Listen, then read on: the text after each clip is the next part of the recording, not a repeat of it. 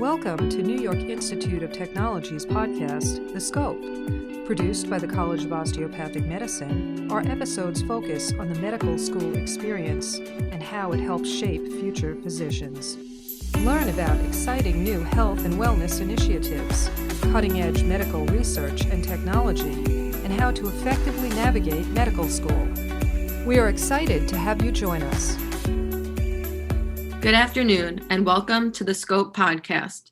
Today, we are joined by a panel of first and second year students who will share their insights, experiences, and help identify best practices for successfully adapting to the new norms of preclinical medical education. Please welcome our guest panelists. From our New York campus, first year medical student Lerone Clark and second year medical student Kimberly Fasiglione. And from our Arkansas campus, first year medical student John Sisko and second year medical student Sundus Bashir. And I am your host for today, third year medical student Marnie Wolkoff. Thank you for joining us. I would like to open our conversation today by asking our first year panelists, what were your expectations for medical school and how are they different today due to the COVID pandemic? Lerone, why don't you take us away?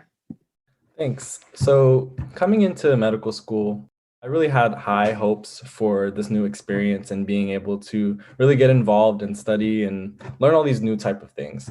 So I feel like it's really different now with the pandemic. It's just so much different from what I expected, being able to go to labs and go to classes and just interact with so many people and kind of have that new experience. But now doing everything from home, it's just so different. And when you're like applying to college, you're thinking of these different type of schools when you're trying to have that college experience with the campus and all of the people. And I feel like it's kind of missing that.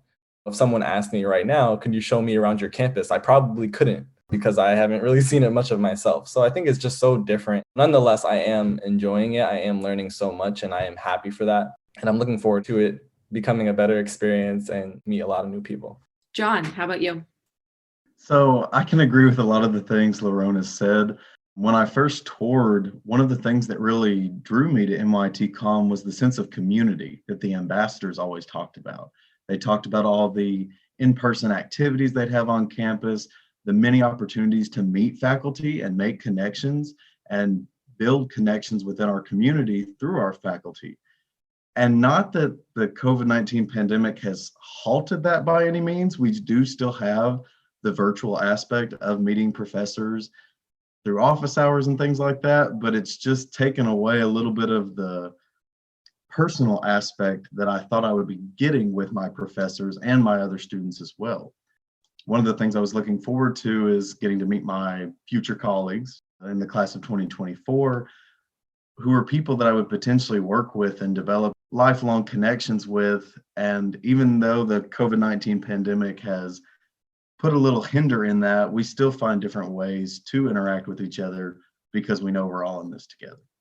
That's all great to hear. It sounds like you both are managing very well right now, and I wish you the best of luck in the future. And to the second years, after unexpectedly experiencing and then managing the rapid transition from in-person education to a virtual education, what advice can you offer our first year students? Sundus. I would say definitely don't be afraid to reach out to your classmates.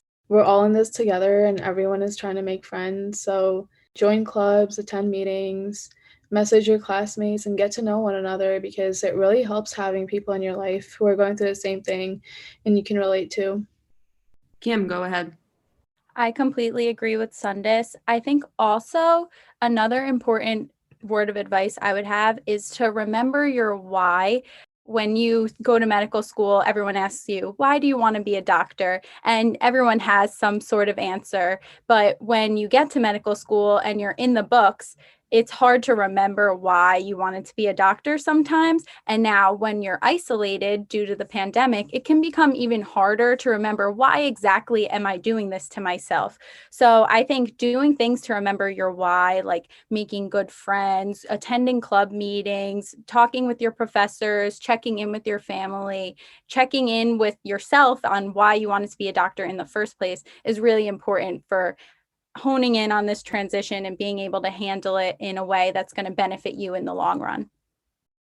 So John, I have one question for you. Are there some positive aspects that have come out of this educational year so far with COVID and starting medical school basically online? Yes, there have been numerous positive aspects to this online education, and one that I feel like everyone in our class will carry with us for the rest of our lives is being able to handle the adversity, never be able to control the situations sometimes in your clinic. And so taking that and trying to work with the heavy med school load has been very interesting. My classmates and myself have come up with some really unique ideas and ways to study with each other, given this virtual platform, that have really benefited us and kind of shown us some positive aspects of telemedicine in and of itself. That's so great to hear. And I hope more positives continue to come out of this pandemic for you. So, going off of study habits, this question's posed to everyone, so feel free to answer. How do you motivate yourself to study and how do you stay organized? Lerone. In terms of motivation, kind of want to allude to like what Kim said earlier about remembering the why you're in medical school and why you want to be a doctor. Because I feel like for me, that's what keeps me going. I'm thinking about all of the reasons why, how I got to this point, all of the reasons that I wanted to be in this position in my life. I try every day when I'm studying to try to be the best that I can be, to try to learn as much as I can, and knowing that that will impact my career in the future. Motivation can come from that. And in terms of staying organized, that is something that can be really difficult. For me, especially, I feel like I have had a lot of hard times trying to stay organized. But I like to try to just make a schedule, try to understand what it is that I have to do, try to determine what it is that I want to get done on a particular day or in a certain week. And I'll just work hard towards that and keep going on that schedule and make sure that I reach the goals that I've set for myself so that I can try to do better each day and each week. Kimberly. So prior to the pandemic, we were constantly at school on campus for one reason or another. We were either in labs or we had meetings to attend or we were attending lectures in person. So now with the pandemic, you don't do the majority of that. There are still some meetings and there's still remote labs, but they tend to be on one day. So what are you going to do with the rest of all of that time? So staying organized has been really important for me. I tend to make a schedule for the week and map out what I need to accomplish, what meetings I have, how many lectures I have to do, what additional study techniques I want to use that week, and plan in when the exams are. And then I follow along with that schedule. And I think something important with the pandemic is you can make a plan, but not everything's going to go to plan. So kind of learning how to adapt to the changes in your daily life due to the pandemic is teaching us a great lesson on how to do that in the future when we're physicians. So my study habits have changed, but also I'm getting a different outlook on life and how I'm going to manage difficulties in my career. And Sundis, I have this next question for you. In comparison to last year, when you were seeing all of your classmates studying in the library or just studying on campus, have you realized that studying at home is more challenging for you? And if so, is it harder to stay motivated when you study at home? Yeah, for me, it was definitely motivating to study on campus last year. I actually never studied at home last year. So when we abruptly had to continue doing online classes and studying only at home, it was challenging for me to figure out how I could effectively study at home with minimal distractions. Last spring semester, when I was just trying to figure out how to do this, I made the mistake of studying in my bedroom and I got distracted so easily. I've had to learn and I know better now, and I've dedicated a spot just for studying. Now that we get all our lectures pre-recorded a couple days before the week, it allows us to structure our studying time however we want and what works for us. Before the pandemic, we would have lectures in the morning, and then some days we would have lab until the evening, and then we would come home like super exhausted. But now, if you know you have a long day ahead of you, you can catch up with lectures before, and just having the freedom to structure your day and your week however you want is nice. So I understand that a lot of your study habits have changed, and this goes for everyone. And I understand that a lot of you studied in groups and liked to study when you were around people and found it motivating. With that being said, have any of you started to use Zoom to kind of get that group feel so it feels like you're studying with other people? And does it help motivate you now? John. In comparison to our second year counterparts on here that were able to engage with numerous people and find study groups, the only exposure we've really had so far, I would say, is within our lab groups. So my lab group each week in preparation for the week will meet up and we'll talk about the different lectures for the week, maybe what strategies we use to cover the more difficult ones, and we'll practice some of the stuff that we can, given the online nature, for the week. And that's how we, as a lab group, have stayed connected outside of just our one given lab day. And we've all developed really good connection with that. And I really enjoy studying with them.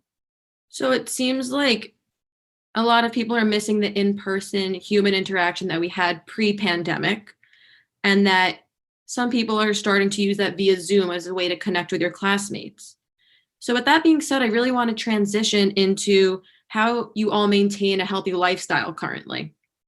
Can the panel identify some of the best practices that preclinical students can follow to help ensure a healthy and balanced life? And what are you guys currently doing to keep yourselves, mentally sound? Kimberly, go ahead. So since the pandemic started, I actually found that typically in medical school, time is your biggest enemy. You never have enough time. There's always something else that you could have done, whether it's practice questions or watching another video or reading another book. But now we tend to have more free time. And so I'm trying to use that time to take care of myself rather than devoting it more to studying. I try to make my schedule so that I fit in time to take my daily half an hour walk or longer if it's a nice day out. I try to make sure I have time in there to prep my food the night before or the day of, depending. Now that we're home more and we're not going out, I don't have to bring as much food with me. So that gives me a lot more freedom. When I'm home, I could just whip something healthy up to make sure that I'm nourishing my brain and also my body. And I found that making sure I get that exercise is really keeping me motivated. I'm more tired at night, so I can sleep well, so that I can get up in the morning and study again the next day. And having that extra time in my life, I feel like using it towards my mental and overall physical well-being is benefiting me in the long run as a medical student. Laurent. Yeah, I definitely agree with that. I feel that it's so important to make time for yourself in this pandemic circumstance that we're dealing with. Because being at home, it's so easy to wake up in the morning, kind of roll out of bed and then start studying. Then you're studying all day and then you are at the end of the day and you're still studying and then you go back to sleep just to repeat it all the next day.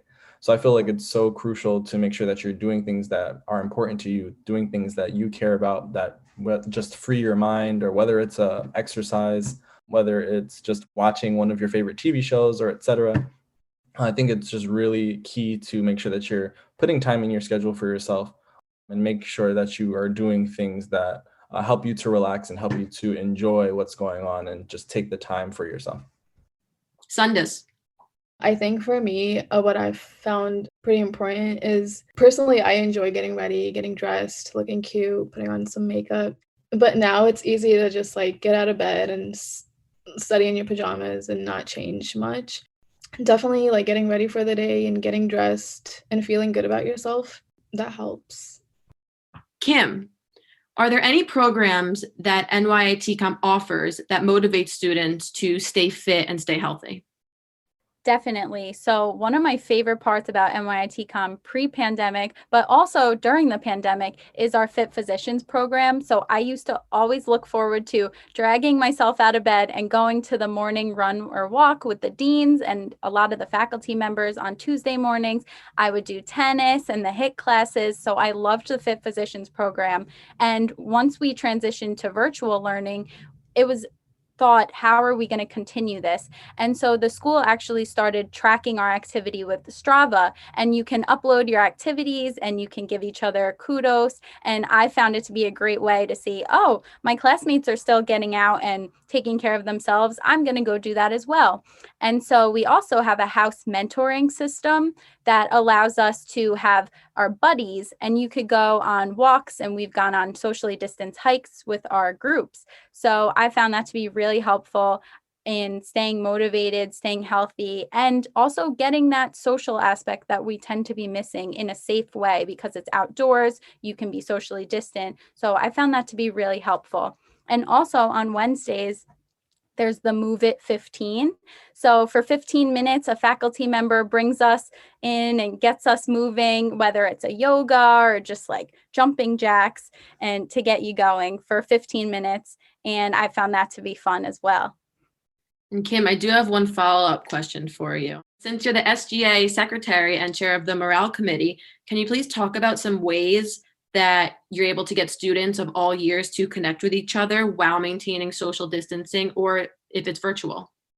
I've definitely had to think outside the box as a way to find morale in the school, because as medical students, we want to study all the time. And we have our friend groups, we want to hang out with our friend groups. But as far as large events, we obviously can't do that right now. So I challenged my team, how can we get everyone together? So we've actually been doing picnics in the park where everyone comes, gets their lunch provided by NYITCOM, and we spread out on blankets and in chairs and just get to see each other in person. Obviously, you have to wear masks and everything is socially distanced, but that's a way to bring the student body together, and also for upperclassmen to meet the younger classmen and vice versa. And also, we've been doing virtual game nights. So we played Among Us, which is a very popular game right now. The kids love it. So that was really fun. I got to play with fourth years and they talked to me about their residency interviews during it. So I've been having a challenge, but also a fun one in trying to plan events for how to bring people together, even though it's virtual. Lerone. I wanted to add to that as well, because I think that's really important in the situation that we're in. Going back to what John had mentioned earlier about your lab group being, for us first years especially, your lab group being the people that you're interacting with most. We haven't really had much of an opportunity to make those types of connections with so many different people on campus. I know a lot of second years, you probably can say that you already had maybe a friend group or a base of people that you hang out with or have already gotten to know. With this new situation, I think those events, such as the ones provided by the Morale Committee and other organizations, give us the opportunity to interact with different people. I attended the virtual escape room and I thought that was really fun. And I got to interact with some members of my group, but other people that I haven't met yet.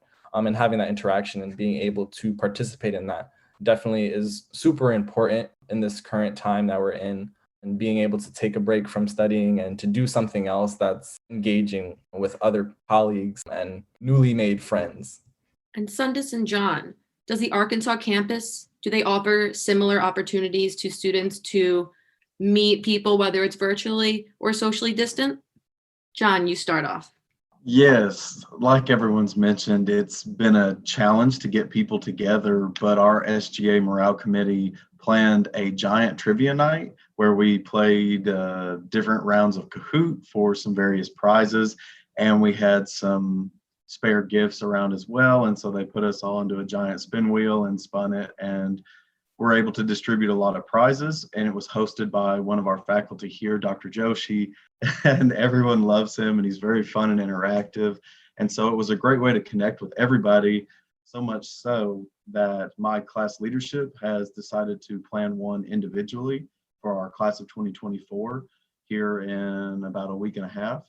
And so we're looking forward to doing that in order to get our specific class to meet each other through a virtual environment as well. Sundus, go ahead. Yeah, going off of that, they also planned a paint night where we picked up paints on campus, and a cooking night where we followed a recipe. And that was really fun. Me and my friend, we got together, we cooked. Everyone was on Zoom, so we got to see each other. It was a lot of fun. Those all sound like such great ways to stay in touch with your classmates. I'm really happy to hear all of that. And are you all still able to participate in events and hobbies that you previously enjoyed, whether it was volunteering, playing sports, any instruments? Are you able to continue doing that now? John, why don't you start us off?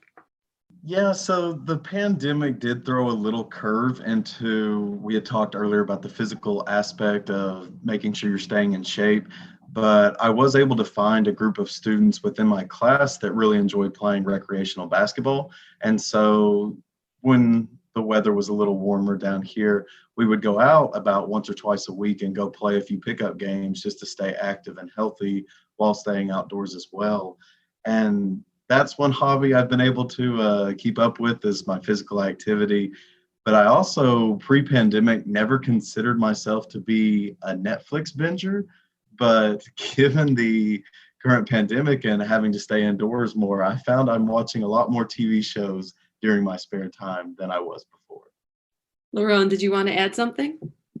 Yeah, I definitely enjoy watching movies and going out to the movies and going to see plays and etc. Being from Long Island, I've always liked to go to Broadway and go into the city and see different shows. And of course, now, that's not something that's going on, unfortunately. But I feel that during school, I've been able to try to make some time to go on Netflix or go on any of these streaming websites and try to find something that, I might be interested in watching. And maybe I'll kind of reward myself with that on the weekend and watch a movie and watch something that I've thought was, hey, that looks kind of interesting, and be able to enjoy that. And I feel like it's different. It's not the same way that you're enjoying your hobbies necessarily. But we definitely have found ways to be able to enjoy those things and to develop new ways and new things that we are having fun with on our off time. And Kimberly, you can end this question. I personally love arts and crafts. So I always had fun going to the paint nights and other artsy activities. So I've been able to continue that by getting paint by numbers. And I've also branched out. I started making blankets. We have volunteer opportunities where we could make holiday cards or just get well soon cards for children in hospitals, or we're here for you COVID cards for people in nursing homes. So that's been a way for me to use my not so great artistic abilities, but have fun while doing it, and just something to get your mind off of all the studying you have to do and all that's going on in the world. So I found arts and crafts to be a really good way to do that. And I have more time to do it now. Lerone, I want to pose this question to you. Can you share some personal positive experiences or lessons learned that were associated with this pandemic? I feel that we can all appreciate the fact that this is definitely an unprecedented time, something that many of us have not experienced. And it's so hard to try to find new ways to do things that you're so used to doing or learn new things, especially in school like we're in. It's become a lesson because I've been able to adapt to new situations. I've been able to find new ways to do things for myself and find new ways to just better myself. And my classmates and colleagues will be able to adapt to new situations. We'll be able to see the bigger picture and things that are going on in our lives, whether it's in practice as physicians or as we continue in school. And I think that's a huge lesson, to be able to take difficult times and make the best out of them. Sundis, do you have something to add to that question? I would definitely agree with what Lerone said. It showed me how adaptable we can be, and that we can overcome obstacles if we work together and are able to rely on each other.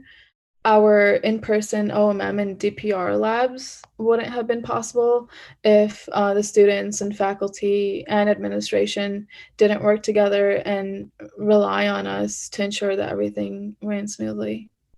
Thank you both. Those are both great answers. And unfortunately, we're up to our last question of the session. And this is posed to all of you. How do you think these experiences will affect you in the long run? And what type of physician will you become because of this? John, feel free to start. The skills of adaptability will no doubt carry us through our entire medical education and career. As a physician in the future, I hope to better relate to my patients who might have issues coming into an actual clinic, and hopefully incorporating some telemedicine through Zoom, which I've gotten accustomed to now. And so I hope to take some of the skills and maybe personality traits that have grown through this whole pandemic that we've all been going through, and incorporating that into my future care with patients, and hopefully being able to make connections with them if people are distant away from family, and hoping to be that personal connection that we want our patients to feel. Sundis, do you have something to add? I think the pandemic has shed more light onto the racial inequalities in medicine. I think that would help me become a more conscientious and intentional physician in caring for communities of color. It's exposed holes in the healthcare industry that deprive low-income communities of access to good healthcare. It's taught me how to become a more compassionate and empathetic physician for my patients. Kimberly. I agree with everything that everyone said. I think we've all learned a lot of lessons, and this will really shape us into the future physicians that we're going to be. And I think it'll be a positive difference that it's making. We've definitely all learned a lesson in empathy and how to care for each other, take care of each other when you need it, how to check in on each other. And we can use those skills for our patients. Say, how are you? Are you okay? And talk to our patients about what's going on in their lives, because I think we've really seen from the pandemic the great effect that the world can have on your life and your mental health and your physical health. And so I'll definitely be incorporating that into my future practice, just checking in on my patients, seeing how they're doing, how they're affected by the current events, and learning from them and learning from these experiences. I would like to thank our panelists for joining our conversation today and for sharing their experiences, insights, and ideas. It is clear that although many things are much different than anticipated this year, with resilience, creativity, fortitude, and a strong desire to succeed, we will move forward and become even stronger by using these new norms to make us even more prepared to become effective, caring, and exceptional physicians of tomorrow. Thank you for joining us today.